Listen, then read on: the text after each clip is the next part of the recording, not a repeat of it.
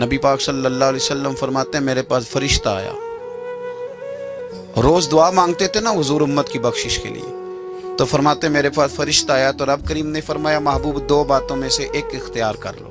کون سی؟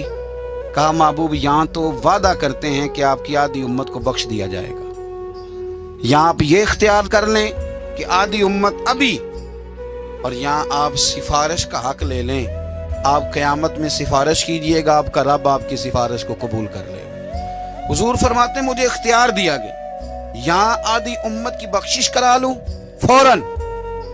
سودے ہوتے ہیں نا بڑے، یہ بھی انوکھا سودا ہے جو رب کریم اپنے محبوب سے فرما رہا کہ یہاں ابھی آپ اختیار لے لیں، آدھی امت بخشی گئی۔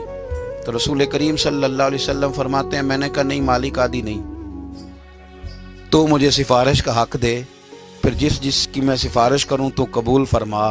پھر پیغام حق آیا کہ والا سوف یعطیک ربک فترضی، محبوب جس طرح آپ کہیں گے آپ کا رب آپ کو راضی کر دے گا۔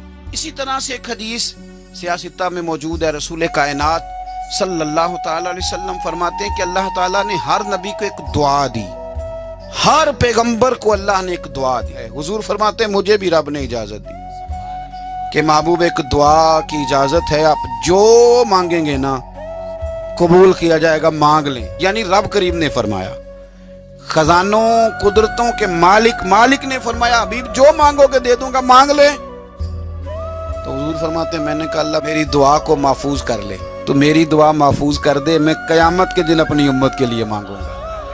وہ جو ہر نبی کو چانس ملا تھا کہ ایک دعا میں نے کہا تھا، پھر کہتا ہوں اور رحمت کی امید کرتے ہوئے کہتا ہوں کہ دوزخ میں تو کیا میرا سایہ نہ جائے گا، کیونکہ رسول پاک سے دیکھا نہ جائے گا۔